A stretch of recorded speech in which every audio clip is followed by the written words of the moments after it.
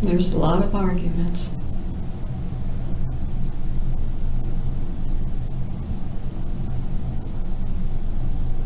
And to put it really short and sweet, I knew they were drinking antifreeze. And I was so mad at them, I didn't want to take them in.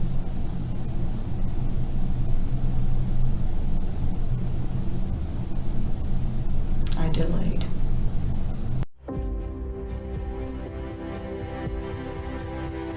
Imagine living in a household where the very people you trust with your life are secretly plotting your demise. This chilling reality unfolded in Springfield, Missouri, when Diane and Rachel Stouty used antifreeze to poison their own family members. This is a story of deceit, betrayal, and cold-blooded murder. In 2012 and 2013, the Stouty family faced a series of tragic events. First, Mark Stouty, the father, died suddenly. A few months later, his son Sean also died unexpectedly. Then their daughter Sarah was hospitalized with severe symptoms that puzzled doctors. It seemed like a streak of terrible luck, but the truth was far more sinister. And that would just eliminate those problems, wouldn't it? They wouldn't be there to nag you, to bug you, to talk bad to you, to be mean to you, to be disrespectful to you. That would just be a problem that's gone.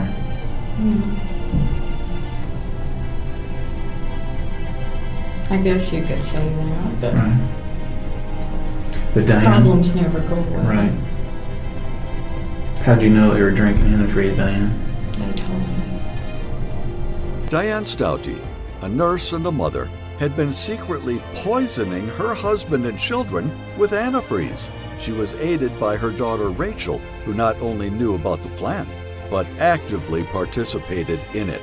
This case shocked the community and revealed the dark side of familial relationships where trust and love were replaced by manipulation and murder. What led a mother and daughter to commit such heinous acts? How did they carry out their plan? And what were their motives? The Stouty family seemed like any other family living in Springfield, Missouri. Diane Stouty was a nurse and active church member, while her husband, Mark Stouty, was a local musician. Together they had 4 children: Sean, Sarah, Rachel. Mark and Diane had been married for over 30 years. Mark was beloved in the local music scene and often performed at community events. Diane was known for her dedication to her work and church, and she was seen as a caring mother. However, behind closed doors, the family dynamics were more complicated. Mark's death in April 2012 was the first sign that something was terribly wrong. He died suddenly after experiencing flu-like symptoms for several days.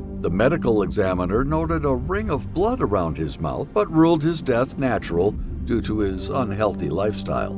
Diane's reaction was odd. She seemed almost relieved rather than grief-stricken. And when Mark died, it was actually a relief. I just don't tell people that. Just 5 months later, in September 2012, tragedy struck again. Diane's 26-year-old son, Sean, died unexpectedly. Like his father, Sean had flu-like symptoms and a ring of blood around his mouth. His death was also ruled as natural causes due to his pre-existing conditions, including a seizure disorder and autism. Friends and family noticed that Diane showed little grief and didn't arrange a memorial service for Sean, which struck them as unusual. You knew, Diane, that they were drinking antifreeze because you were giving it to them.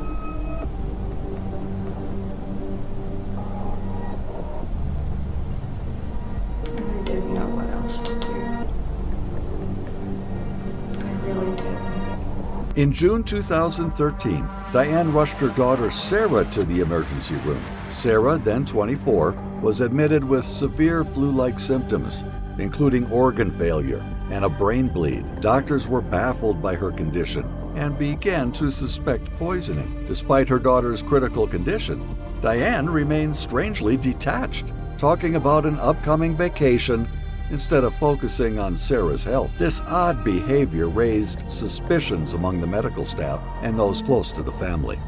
So on Saturday then, you said she was having some headaches and throwing up. But it wasn't that bad. Not I that. mean, I've seen the flu bug worse. Okay. So I didn't think that much about it. About what time was that on Saturday? Oh, that was in the afternoon. Okay. And then, do you remember about what time it was that she went to bed? Oh gosh, I don't know. I really don't know because I go to bed at 10 at night and she's usually still up. Okay. And then you woke up Sunday morning.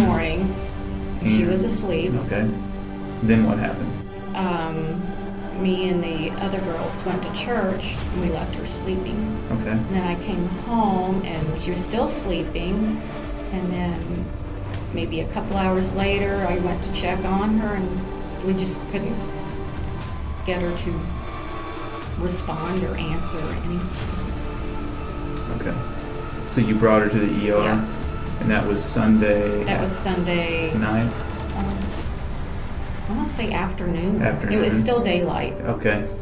Okay, so after you get home from church, you go in to check on her. She's still asleep, but she just will not respond. She's completely unresponsive. Yeah. Okay, and what time about was it that you got home from church?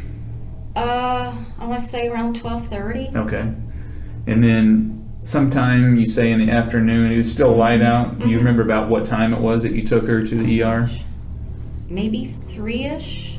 Okay. Something like that. All right. Is she still unresponsive at that point?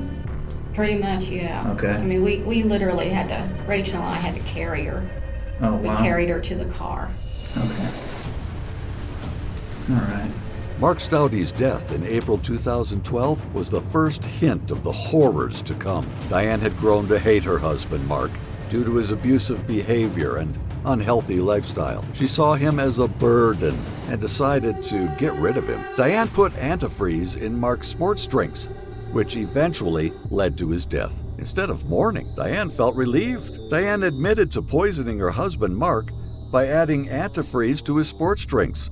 Her confession was chillingly matter-of-fact. By then, I hated his guts, she said. He would throw things at me. He would throw things at the kids. I guess I just had enough. She spoke about Mark's abusive behavior and how she felt trapped in her marriage, justifying her actions as a way out. I don't know about my kids, but Mark had a lot of weird friends. Well, I don't know if I call them friends. Acquaintances. What was his marriage like? How can I say this? We were still married, but it was not what you call a good marriage. Had there been any infidelities on either side? He had. Yeah. So I'm guessing then, just briefly, thought he wasn't the best husband? Probably not. Okay. Not to society, no. What do you mean by that, not to society? Well, he was running around and he would drink and smoke pot and... So he wasn't a very good guy, is what you're saying? Yeah. I know, I've had friends who told me I should kick him out, but I couldn't find myself kicking him out. Why not? I was afraid he'd kill himself. Why is that, though? Why would he kill himself? Oh, he was bipolar, too. Was there, we talked about some of the financial stuff. You guys had you ever had any financial problems? I know you said you were able to move into a better neighborhood after Mark died and no financial really. issues. Did Mark work at all? No. No, he didn't work? No. So what did he do then? Played music. Okay. So you were the breadwinner for the family. He didn't work, didn't bring home any money for you guys, but your job's good enough that you were able to support the family. And then when he died from his insurance money, you were able to upgrade it because you have a nice house out there now. Okay. It just means I didn't have to borrow from my 401k for once. Okay. And you talked about Mark. It sounds like you're a very godly woman, Christian woman. Mark sounds like he wasn't that way. And off and on. Off and on. Okay. And Sean, you say he wasn't too much into church. No. Neither was Sarah. Not really. Just 5 months later, in September 2012, Diane turned her deadly attention to her son, Sean. Sean, who was autistic and had a history of seizures, was seen by Diane as another burden. Diane confessed to poisoning her son, Sean. She described mixing antifreeze into his soda over several days. Diane's justification for killing Sean was disturbingly cold. Sean would be interfering with whatever I would do, she explained. He was more than a bother, more than a pest. Sean would be interfering with whatever I would do, to the point where he was getting into my work. And I would have to tell him, you need to leave, go to your room, go do something. And he would just, how can I explain this? So if he was just a constant bother, wouldn't leave you alone, like you said, he's interfering with you with your work. He was almost to the point of inappropriate at times. I mean, to the point where he would walk into the bathroom if the door was shut. I mean, just really bizarre stuff. And he was such an interference and a bother, you just said you can't take it anymore. Oh, he was more than a bother. More than a bother, okay. Yeah. Would a pest, would that be a good word for it? No, it was more than that. Even more than that? Yeah. How would you describe it then? I'm lousy at explaining. Diane viewed Sean, who was autistic, as a significant burden and saw his death as a relief from her responsibilities. Well, is it bad if you argue with your kids and tell them, and I probably shouldn't have, it's like sometimes you'd be better off if you'd kill yourself. Diane adds melodrama to her story. Like there's some threshold of wickedness that can satiate McCamis's pursuit of a confession. This escalation builds up to her new version of events, one closer to the truth, but still devoid of criminal wrongdoing. And I know Sean, not too many people know this, but he did talk about killing himself too. But I don't, Diane, we know that didn't happen. He didn't kill himself.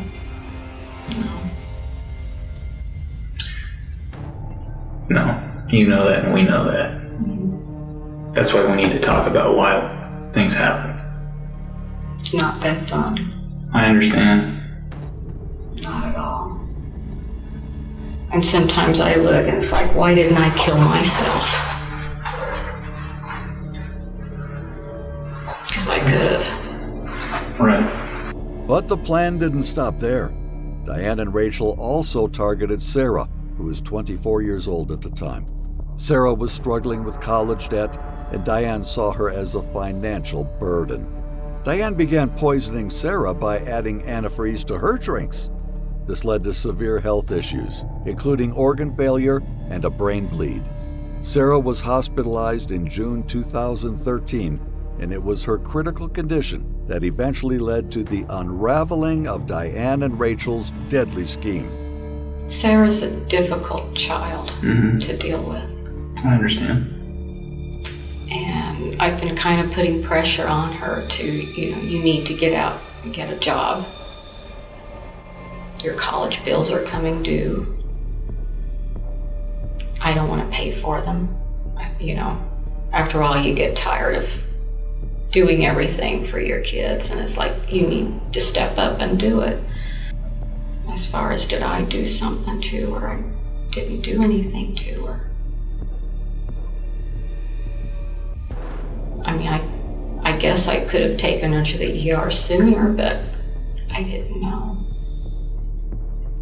I'm just telling you, I didn't do anything. Throughout the interrogation, Diane's lack of empathy was evident. She spoke about her family's deaths with a chilling detachment, treating the murders as inconveniences rather than tragedies. The coldness shocked the detectives and later the public as the details of her confession came to light. Diane and Rachel's method was cold and calculated. They chose antifreeze because its main ingredient, ethylene glycol, can cause severe organ damage and death. But its initial symptoms, nausea, vomiting, and dizziness, can easily be mistaken for other illnesses. By the time the true cause was identified, it was often too late. The antifreeze they used was bought online to avoid the bittering agent usually added to deter ingestion.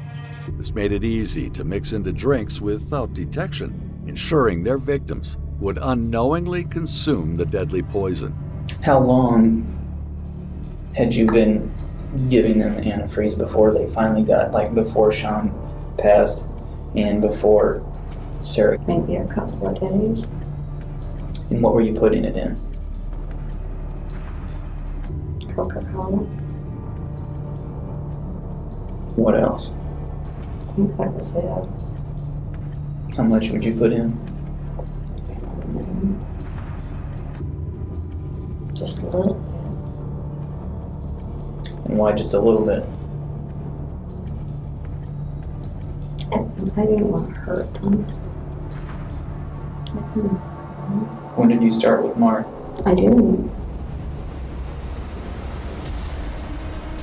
I don't think I did it on Diane?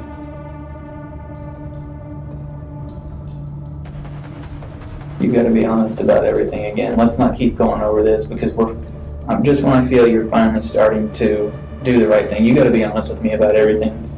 When did you start with Mark? a couple of days before. Okay. As the investigation later revealed, Rachel was not just an accomplice, but actively participated in the planning and execution of the murders. She helped research different ways to kill, and although she initially resisted the idea of killing her siblings, she ultimately went along with her mother's plans. Had Sarah ever mentioned anything, or your brother or your dad ever mentioned anything about wanting to harm themselves? Dad had once told me when he was driving us on the car, he'd thought about driving the car into a lake. But that had been like several months before that. Sean never really would say anything back when he used to work in Springfield Workshop, he would just say things. But I want to say that was more like to get your attention. Sarah, not really. Okay. So nothing that you were ever really concerned about with them, okay? Rachel's diary entries provided chilling insights into their scheme, with one entry detailing how they discussed various methods before settling on antifreeze. So Rachel has zero knowledge whatsoever. When we talk to her, is that what she's going to tell us? She has no idea. She was no good. You recognize that? That's her writing. Right. That's Rachel's writings, right? She says, I wish sometimes that I could avoid the future. It's sad when I realize how my father will pass on in the next 2 months, and how Sean, my brother, will move on shortly after. Also, I get to have Dad's car when he's gone. So why don't you tell me? I know Rachel didn't want her to die at home. Why not? Because after Sean died, he had kind of like a ghost experience. So it was Rachel's idea to take her to the hospital. So you still want her to die then?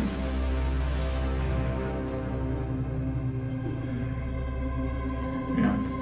The breakthrough in the Stouty case came from an anonymous tip that changed everything. This tip, later revealed to be from the Stouty's family's pasture, raised suspicions about the deaths of Mark and Sean and the severe illness of Sarah. Detective Neil McCamus took the lead on the investigation, reviewing the deaths and noticing striking similarities.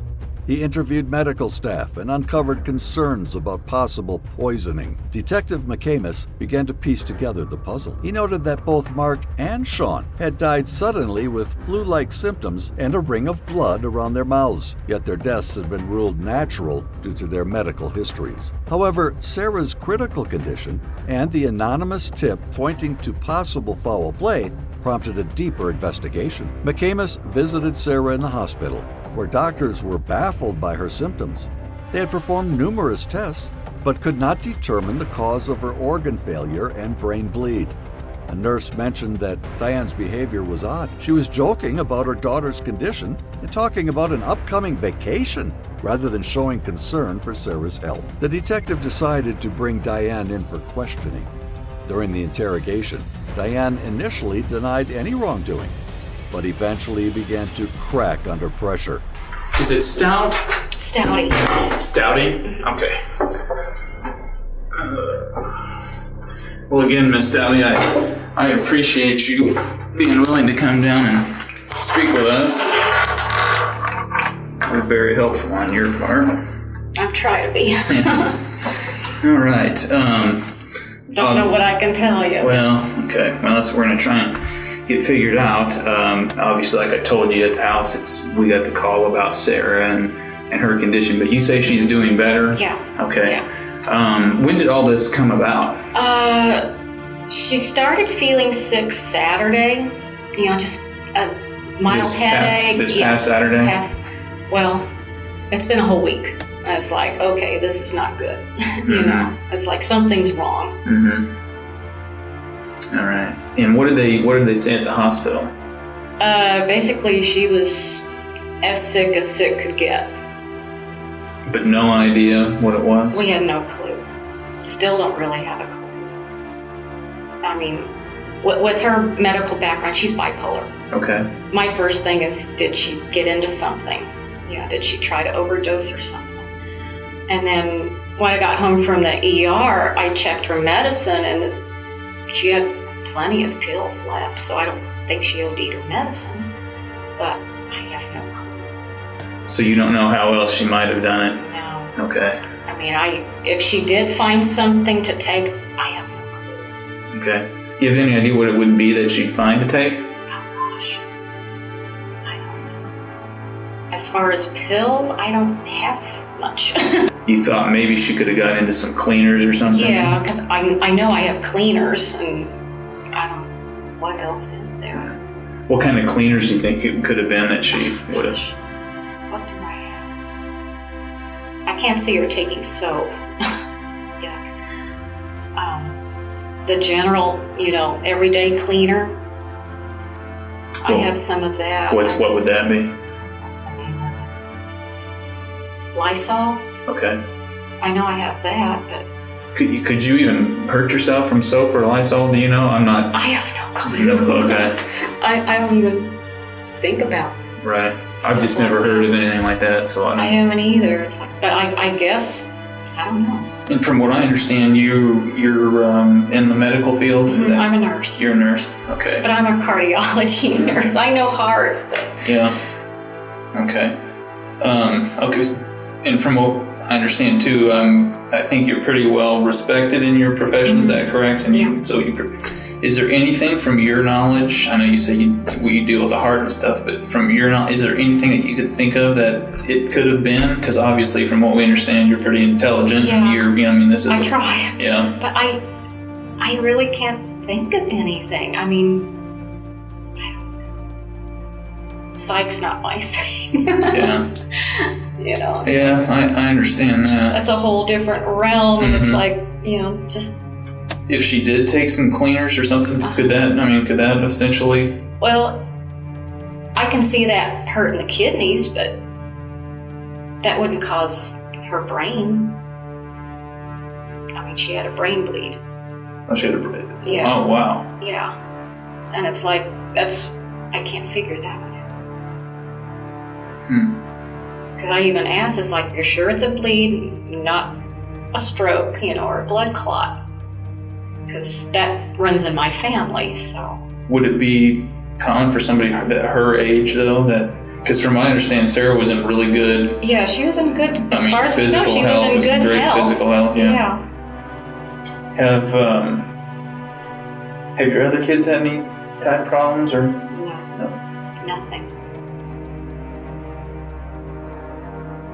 Because I thought about that too. It's like, where did we eat? And it's like, but we all eat the same thing. So this is as much of a medical mystery to you as it is for the doctors, is what you're saying. Yeah. I have. Is she able to talk now? Yeah. Have you been able to talk to her? Yeah. And she doesn't remember. She doesn't remember. She doesn't remember anything. So that makes me question. It's like, well, did she do something? Mm-hmm. And if she did, I'd sure as heck like to know what, so I could prevent it again. I can't go through this again. What do you mean? Can't go through this again? Oh, you mean this whole ordeal? Okay, yeah. It's rough. Diane's interrogation tapes provided a haunting insight into her psyche. She described herself as stupid rather than a perpetual killer, expressing regret only for getting caught. I regret doing it. I really do. I've screwed up everybody. I've screwed up my whole family, she said. But her words lacked genuine remorse. Detective McCamus continued to dig deeper. He searched the Stouty home and found Rachel's diary, which contained disturbing entries about the planned deaths of her father and brother. With Diane's confession in hand, Detective Neil McCamus turned his attention to Rachel Stouty. Rachel's interrogation was as revealing as it was disturbing. Initially, Rachel tried to distance herself from the crimes.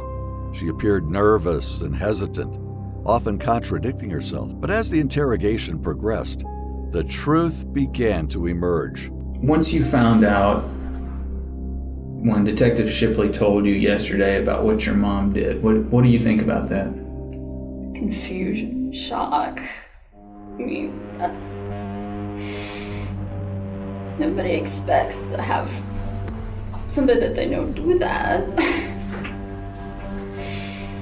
A bit scared of who would be next. I mean, judges who can live. Rachel, then 22 years old, was brought into the interrogation room much like her mother. She was visibly anxious, her voice trembling as she answered the detective's questions. At first, she denied any knowledge of her mother's actions, claiming she was unaware of the poisonings. But Detective McCamus had a crucial piece of evidence: Rachel's diary. Do you recognize this?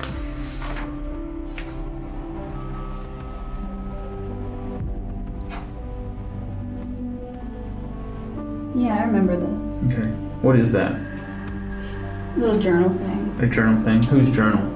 Mine. Your journal? And so you wrote this then, is what you're telling me? Okay. You remember writing this then, is what you're saying? Okay. Take a look at this. Is that your same journal that we were just talking about that you were writing?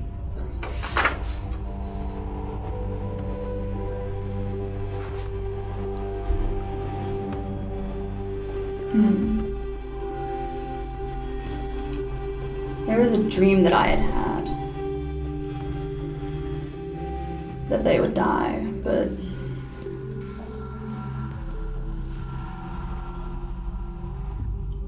This is your journal? yeah.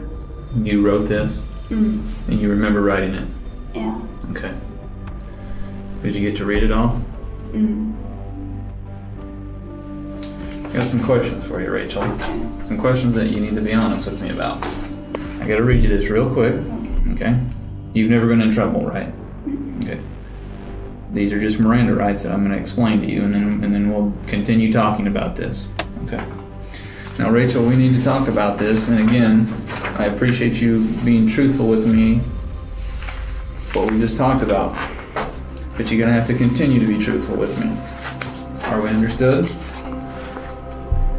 So you said you'd been having some dreams about them dying, and you told your mother about this. What did you tell your mother? That it would be quick. That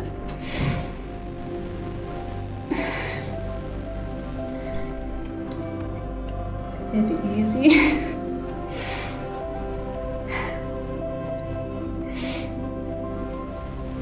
That they'd be to heaven soon and we could move on. I didn't know when she bought the antifreeze, but I knew she'd been doctoring drinks. Confronted with the diary entries, Rachel's facade began to crumble. The diary contained chilling entries that detailed the planned deaths of her father and brother. One of her entries, dated June 13th, 2011. Rachel, if you have a seat right here for me. A little tired, huh? I'm here to talk to you just a little bit more, just a few more questions about everything that's going on, okay? Was Harris hesitant initially because you said she was kind of in shock? Was she hesitant at all, or did she just agree with you guys and say, yeah, we got to do this? Because I guess, did she have a hatred for your dad as well? Was written nearly a year before her father's death, indicating premeditation. Once. Only once? How many times did you do it, Rachel? 3-4 times. It was a trade-off. She would do it, then I would. And what would you put the antifreeze in? What kind of drinks? Coke. You put it in Coke? Mm-hmm. And what'd your mom put it in? Gatorade. How often did you do this? Like once a day. Once a day? For how long?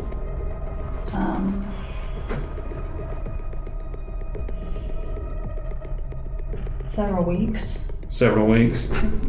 How much would you put in? Not much, just like,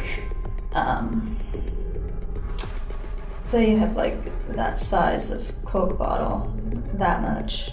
Okay. Would you do it once a day and your mother do it once a day, or would you do it once a day? How would that work out? Whoever was there. So whoever was there, so it could have been done multiple times a day. Did it happen multiple times a day? Probably not. Yes or no? You know. Yes. It did. Okay. But how many times a day were you doing this, putting the antifreeze in your dad's drinks? How many times on average per day were you doing it? Twice. On average twice? On average. Or on average more than twice? On average twice daily. Okay. And when would you do that? Like morning. You would do it in the morning? And when? In the evening. So you would do it once in the morning and once in the evening. Mm-hmm. When would your mother do it? Afternoon. With this evidence, Rachel broke down and confessed. She admitted to helping her mother research various methods of killing, including suffocation and poisoning. They had ultimately settled on antifreeze because it was easy to obtain and could be mixed into drinks without detection. Rachel explained how they purchased antifreeze online to avoid the bittering agent added to most commercial products, ensuring their victims wouldn't notice the taste. Rachel's confession provided deeper insights into the family's twisted dynamics. She described how her mother had influenced her and justified the murders. Rachel saw herself as the golden child in her mother's eyes, the one who understood and supported Diane's desires. This relationship created a disturbing bond between them, rooted in manipulation and control. So when did the plan to kill Sarah come about?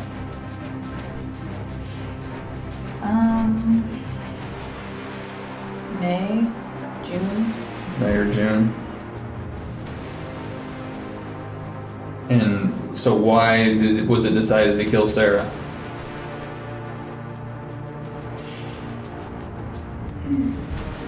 Other than the fact that she basically lived in the back bedroom and didn't,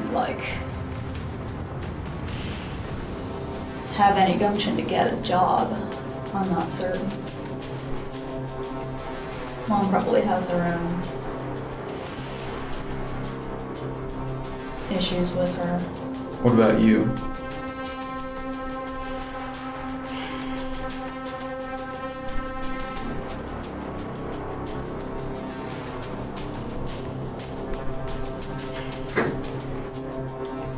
She's annoying, yes, but I don't know. Rachel stated earlier that she didn't want Sarah to die, yet she doesn't echo this fact when asked why she wanted Sarah dead. It seems Rachel did want to kill her sister, but must invent a dramatic motive to justify this. Did you guys fight a lot? Yeah. Your mother told me you guys fought all the time. Is that true? Yeah. Is that why you wanted Sarah gone? Why did you want Sarah dead?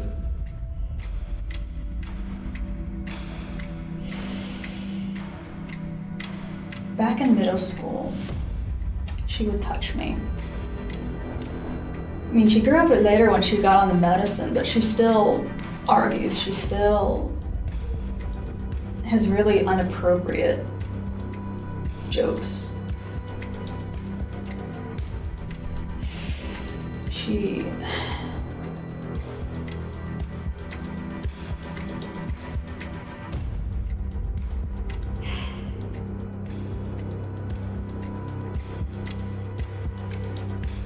She really had no purpose. No purpose in life?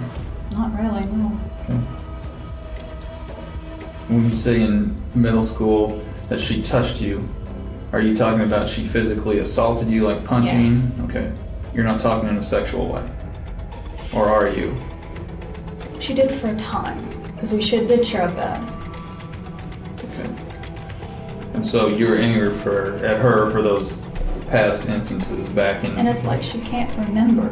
Rachel expressed reluctance about killing her siblings, suggesting alternatives like assisted living for Sean. However, she ultimately complied with her mother's wishes, feeling powerless to resist. Sean, we argued on a lot because I still think we could have put him in an assisted living, but she wanted him out, Rachel told the detective. Sarah was equally unneeded. We could have found someplace else for her. Why did you guys want to kill them?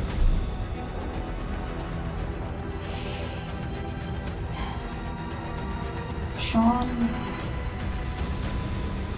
I accepted that she wanted him gone, but I really didn't think he was necessary. And I really actually wasn't aware that she was getting Sarah. I knew about Sean, I knew about Dad, but I didn't know she was willing to go ahead with Sarah. Rachel's interrogation also revealed a lack of empathy similar to her mother's. She spoke about her family's deaths with a chilling detachment. Rachel explained that they took Sarah to the hospital not out of concern for her health, but to avoid the smell of another death in the house. I didn't want another one to die in the house, because houses are nasty after somebody's died in it, Rachel said. I get a lot of nightmares. After Sean died, I moved into his room, and it was awful, awful, awful in there. I kept feeling things in there. I just didn't want that again. You guys took her to the hospital, right? Yeah. What, because, like, with your dad and brother, they were just kind of left there. So with your sister, you said she'd been sick for 3 or 4 days, and you said it was real bad where she wouldn't even move. She would just lay on the floor and throw up. At what point was it when you guys finally said, was she just getting worse and worse and worse? Oh, yeah. Okay, so what point did you guys finally say, okay, we're taking her to the hospital? What made you guys decide to do that? She did not want to get up. She wasn't moving. She wasn't reacting. Completely. I tried to shake her. I tried everything, and she just wouldn't get up, wouldn't talk.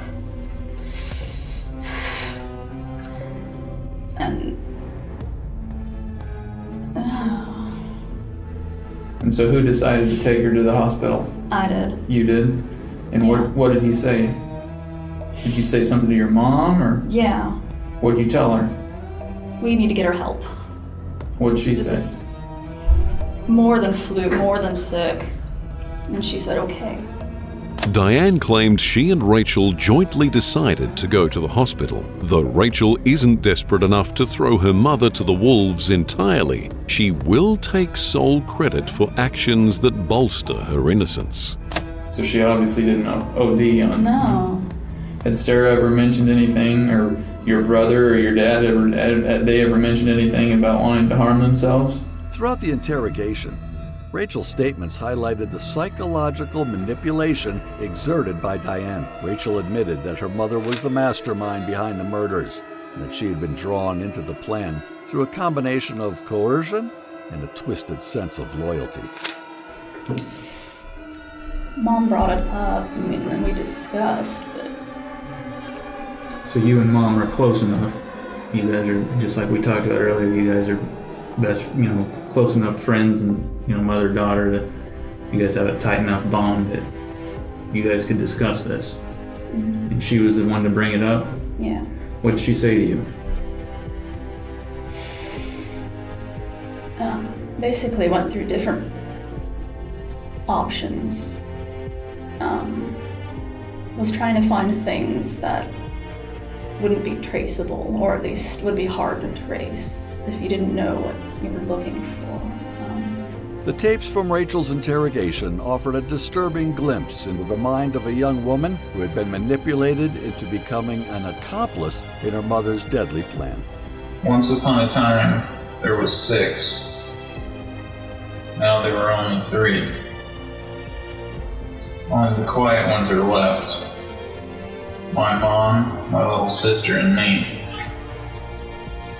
After the confessions of Diane and Rachel Stouty, the legal proceedings moved swiftly. The chilling details revealed during their interrogations left little doubt about their guilt. Both Diane and Rachel were charged with multiple counts of murder and assault, leading to a high-profile trial that captured national attention. Diane Stouty entered an Alford plea, a legal move where a defendant does not admit to the criminal act, but acknowledges that the prosecution has enough evidence to likely secure a conviction. This plea allowed Diane to avoid the death penalty. In January 2016, she was sentenced to life in prison without the possibility of parole. Rachel Stouty, who had been manipulated by her mother and played a critical role in the murders, also faced serious charges. In May 2015, she pleaded guilty to 2 counts of second-degree murder and 1 count of first-degree assault. As part of her plea deal, Rachel agreed to testify against her mother, which was a crucial factor in the case. In March 2016, she was sentenced to 2 life terms with the possibility of parole after 42.5 years. During the trial, Sarah Stouty, who survived the poisoning but suffered severe health consequences, provided a powerful victim impact statement. She expressed her forgiveness towards her mother and sister, but also detailed the profound impact their actions had on her life. "I prefer to be a survivor than a victim," Sarah said. "I forgive my mom for what she did to me, but she not only took away my dad and brother, but she took away my lifestyle, livelihood, and my independence." Greene County prosecuting attorney Dan Patterson emphasized the gravity of the crimes and the importance of securing justice for the victims. The actions of Diane and Rachel Stouty were heinous and showed a complete disregard for human life, Patterson stated. "Our goal was to ensure that they would never have the opportunity to harm anyone else." Despite their convictions, both Diane and Rachel have since filed motions to vacate their pleas. Diane claims that there were errors in her legal representation and that she was coerced into pleading guilty. Rachel's motion argues that her fear of men and her mental state were not adequately considered during her plea agreement. These motions have yet to be resolved, leaving a lingering sense of unfinished business in the case. The sentencing of Diane and Rachel Stouty marked the end of a harrowing legal journey, but also highlighted the need for vigilance in similar cases. The use of antifreeze as a poison, the psychological manipulation involved, and the dynamics of familial betrayal all serve as stark reminders of the complexities and potential darkness within family relationships.